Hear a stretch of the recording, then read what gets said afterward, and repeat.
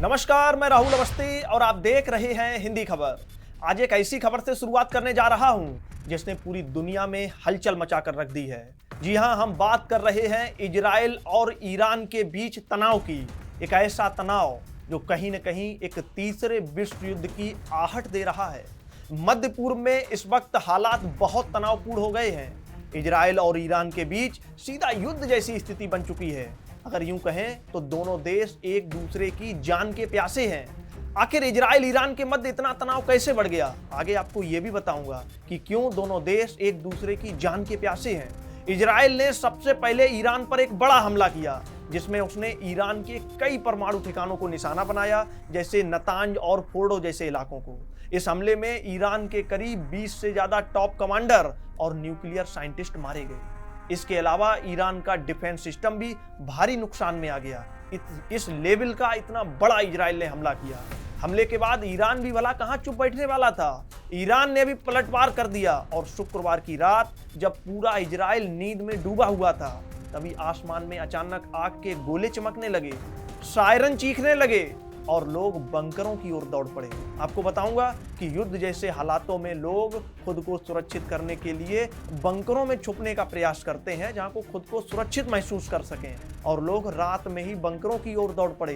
कहा जाए तो इजराइल में हलचल मच गई। ईरान ने इजराइल पर एक के बाद एक बैलिस्टिक मिसाइलें दागी, जिससे पूरे देश में दहशत फैल गई। कुछ रिहायशी इलाकों में ये मिसाइलें गिरी, कुछ को इंटरसेप्ट कर लिया गया, दर्जनों लोग घायल हुए, यहाँ तक कि एक महिला की जान भी चली गई। और इस हमले में खासकर तेल अवीव और यरूशलेम जैसे इलाकों को निशाना बनाया गया। हालांकि इजरायली डिफेंस सिस्टम ने कई मिसाइलों को हवा में ही नस्ते नाबूद कर दिया, लेकिन कुछ मिसाइलें अपने टारगेट तक पहुंच गईं, जिससे कि इजराइल में बहुत बड़ा नुकसान हुआ और इसमें कई नागरिक घायल हो गए। इस हमले के बाद इजराइल ने सख्त रुख अपनाते हुए ईरान को सीधा चेतावनी दे दी है कि अगर ईरान अब नहीं रुका तो वह तेहरान को भी जलता हुआ देखेगा।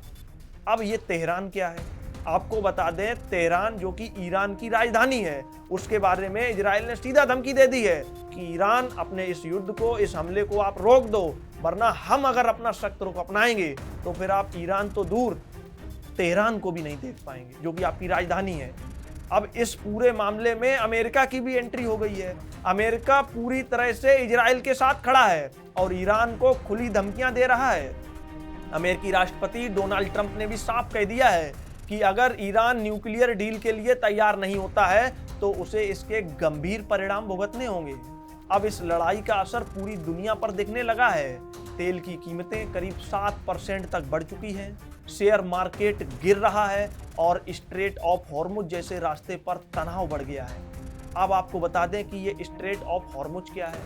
तो स्ट्रेट ऑफ हॉर्मुज एक संकीर्ण समुद्री जलमार्ग है जो फारस की खाड़ी को ओमान की खाड़ी और फिर अरब सागर से जोड़ता है। ये दुनिया का सबसे महत्वपूर्ण और सबसे व्यस्ततम तेल परिवहन मार्ग है, यानी कि अगर कहा जाए तो दुनिया का लगभग 20% कच्चा तेल यहीं से ट्रांजिट होता है। अगर ये रास्ता बंद हो जाता है तो आप कल्पना करके देख लीजिए कि पूरे विश्व में तेल की आपूर्ति और कीमतें बुरी तरह से प्रभावित हो सकती हैं। इस तनाव के बीच भारत का भी बहुत अहम रोल हो गया है। जैसे ही इजराइल ने ईरान पर हमला किया, उसके बाद इजरायली प्रधानमंत्री बेंजामिन नेतन्याहू ने भारत के प्रधानमंत्री नरेंद्र मोदी को फोन कर दिया और बताया कि हमने ईरान को ठोक दिया है, और यह भी बताया कि हमने उन पर क्यों हमला किया और कैसे हमला किया।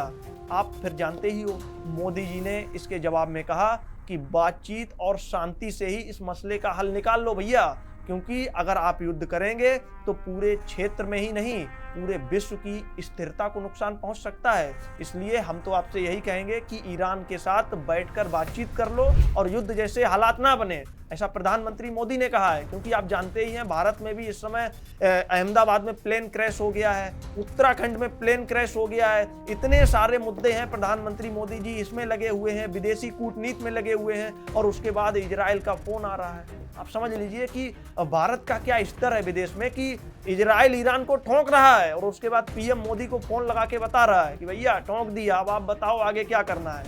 अब इसके बाद भारत के विदेश मंत्री डॉक्टर एस जयशंकर से भी दोनों देशों के विदेश मंत्रियों ने बात की है। यानी कि इजराइल के विदेश मंत्री ने भी एस जयशंकर से बात की है और ईरान के विदेश मंत्री ने भी एस जयशंकर से बात की है। पहले इजरायली विदेश मंत्री ने उन्हें पूरे हालात की जानकारी दी और फिर कुछ देर बाद ईरान के विदेश मंत्री ने भी उनको कॉल करके पूरी स्थिति को बताया कि भैया ऐसे ऐसे हमारे ऊपर हमला कर दिया है। इसका मतलब साफ है कि भारत को दोनों ही देश एक भरोसेमंद दोस्त और कूटनीतिक पार्टनर मानते हैं कि भारत तटस्थ है और भारत जो बात कहता है न्याय की कहता है, नीति के अनुरूप कहता है। और भारत पहले ही साफ कर चुका है कि हम दोनों देशों के साथ खड़े हैं। हमें कोई मतलब नहीं है, ना हम उसकी तरफ से युद्ध करेंगे, ना हम ईरान की तरफ से, ना इजराइल की तरफ से। और अगर जरूरत पड़ी तो हम दोनों के बीच मध्यस्थता करने के लिए तैयार हैं, लेकिन युद्ध का हम बिल्कुल भी पक्ष नहीं लेंगे। भारत की ये स्थिति उसे दुनिया में एक संतुलित ताकत के रूप में स्थापित कर रही है, जहां ज्यादातर देश किसी एक देश के पक्ष के साथ हैं, जैसे अमेरिका इजराइल के साथ है, तालिबान ईरान का समर्थन कर रहा है, लेकिन भारत दोनों देशों के साथ दोस्ती निभा रहा है। यानी कि भारत तटस्थ है। यही भारत की ताकत है।